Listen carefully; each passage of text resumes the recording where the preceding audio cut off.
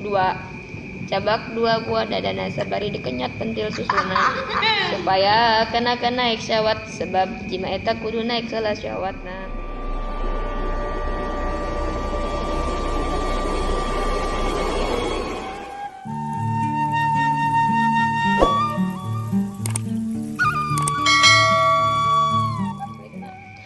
Bayam bagi pantas kajida lil arusi pikan panganten lalaki jeung panganten awewe bila mana rek ngalakukeun jima jeung pamajikan.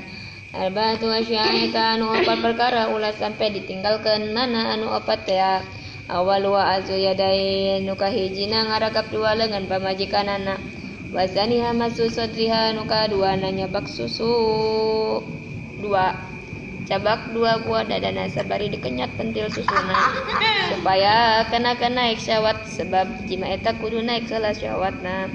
Wasali tali suwatak bil khazain nu katiluna nyium kana dua pipina terus nyium kana bibirna. Warabi wa qiraatus basmalah nu kaopat maca basmalah dina padang ngasupkeun jakar kana memek. Malah dina kitab Quratul Uyun mah ditambahan di samping guru diasupkan eta kudu bari digesep-gesep heula eta kana kulit bibir memekna.